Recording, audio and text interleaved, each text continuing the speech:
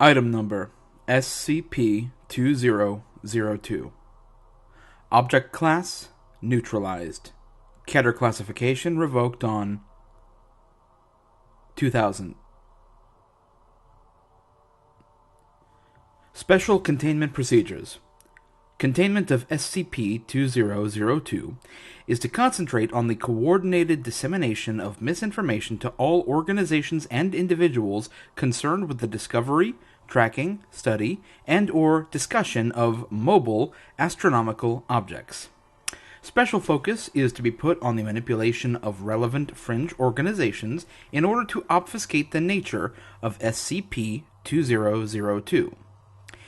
Images of SCP-2002 leaked to the public in any manner are to be dismissed as digitally altered and to be labeled the work of conspiracy theorists.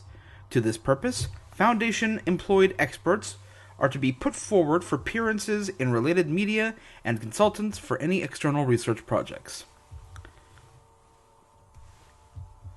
For more information concerning specific current, past, and future disinformation campaigns, please refer to document SecInf-2002.D/DepDI Rev 2.41. Use of deadly force has been authorized in order to keep information concerning SCP-2002 from being publicized in any way. All collected wreckage of SCP-2002 and the remains of its crew are to be housed at Site-102 for further research into SCP-2002's origins. Please contact current project lead Dr. Signov for more information on this project. Please note that despite the neutralization of SCP-2002, these containment procedures are to stay in effect indefinitely. Description: SCP-2002 was a spacefaring vessel on a direct collision course with Earth. Following detection, Foundation Deep Space Assets managed to relay several images indicating numerous similarities between SCP-2002's design and designs under development, data expunged, established at that time. In light of this, and taking into account data collected from its wreckage, SCP-2002 was classified as a temporal continuity anomaly, but was considered native to this reality iteration.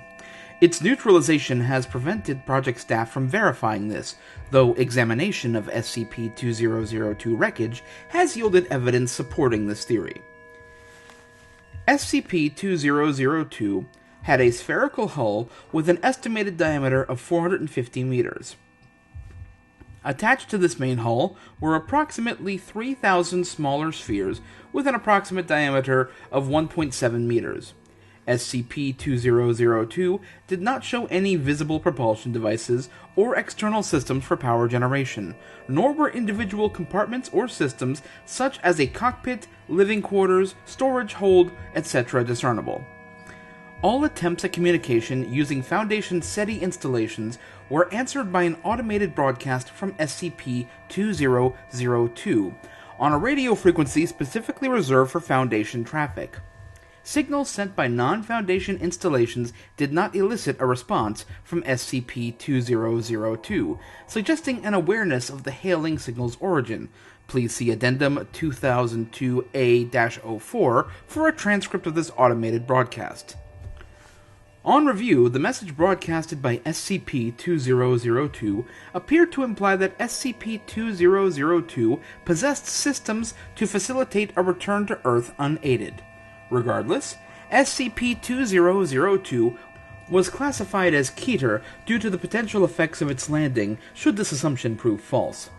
SCP-2002 maintained a steady velocity of 12.5 kilometers per second and was expected to re-enter Earth's atmosphere on 2000. Protocols for dealing with any possible K-class scenario as a result of SCP-2002's return were drafted.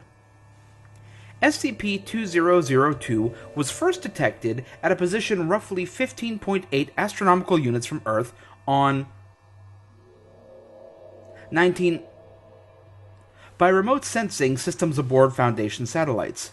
Extrapolating from SCP-2002's course, and assuming no alterations to that course, SCP-2002 should have been discovered at least years earlier. This suggests an accidental temporal shift, rather than a conscious attempt on the part of SCP-2002 or its crew.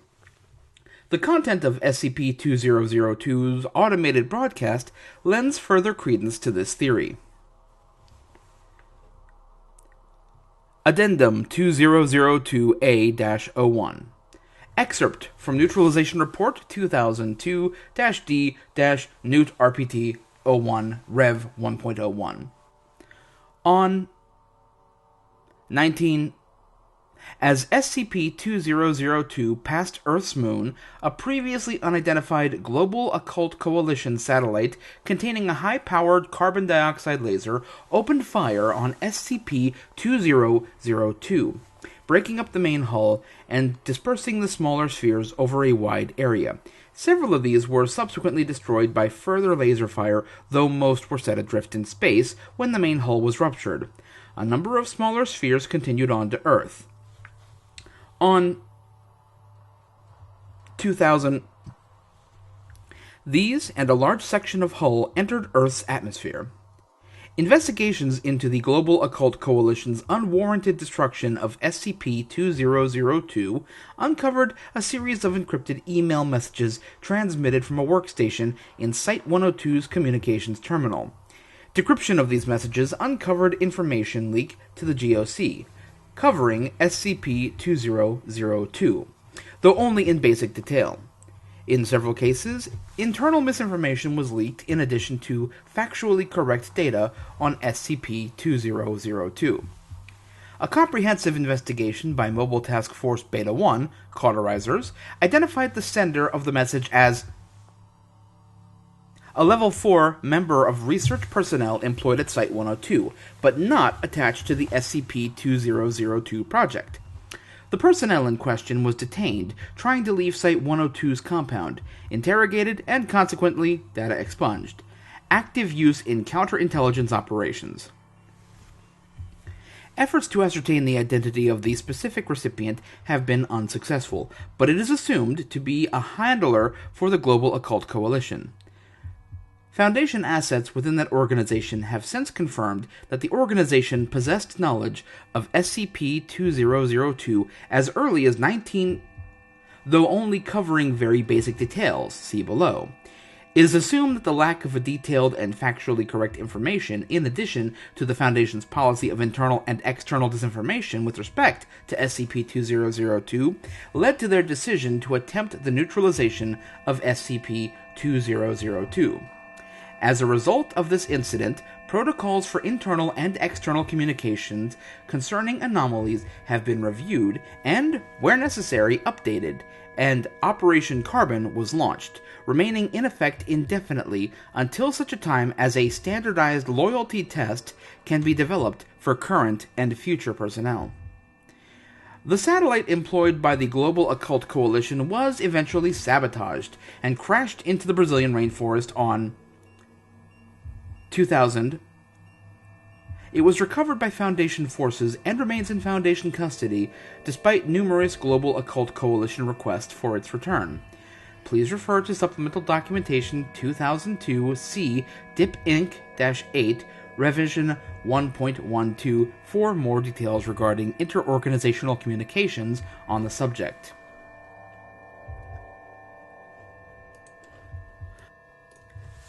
Addendum 2002A-02 Captured GOC documentation on SCP-2002.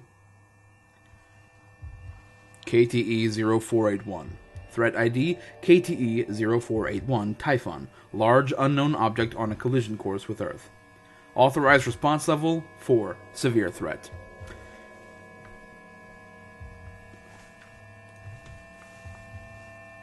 Description: an unidentified, unnatural astronomical object on a collision course with Earth.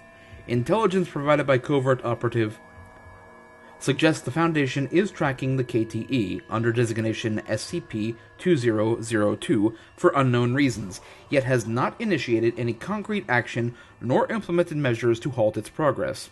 Please refer to Appendix 001-016 for field reports from Covert Operative on available intelligence concerning this KTE.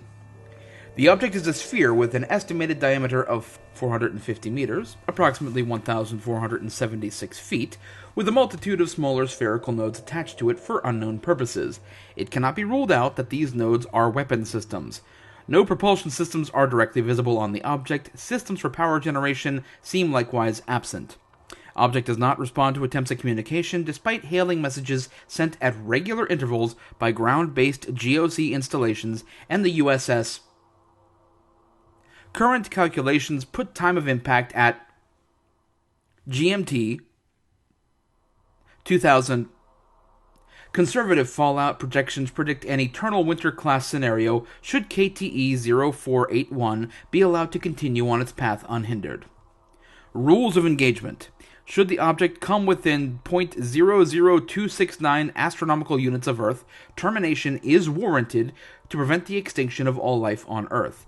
GOC orbital asset Thor-AXII has been put on a permanent state of alert to this end. Protocols have been put in place to assure a 100% success rate.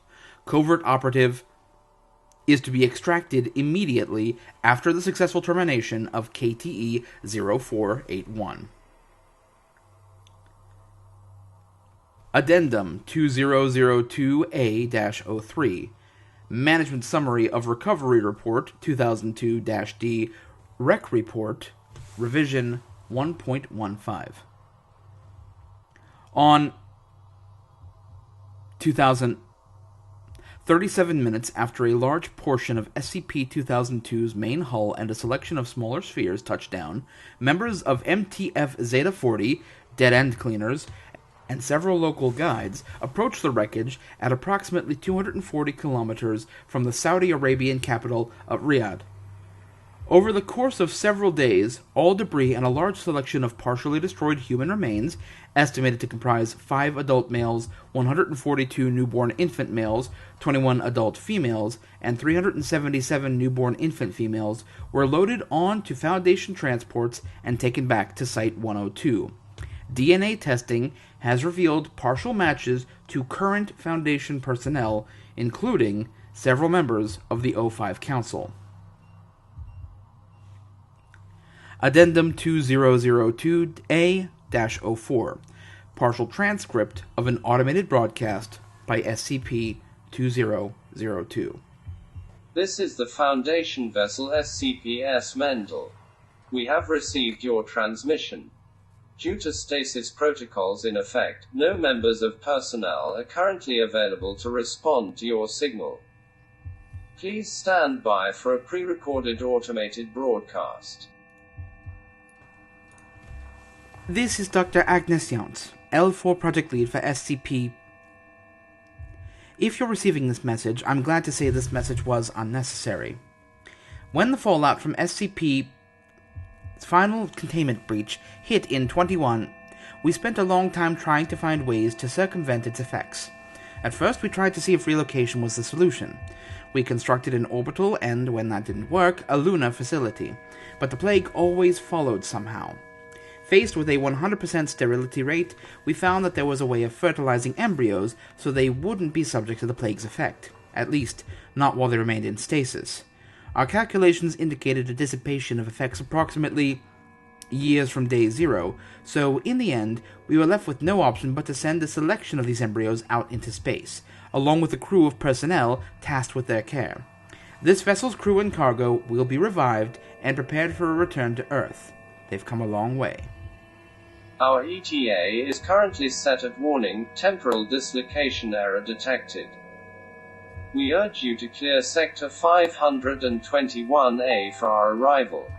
现在将以普通话重复此消息. After repetition in Mandarin, the message was also repeated in Spanish, Hindi, and Arabic before the transmission ended.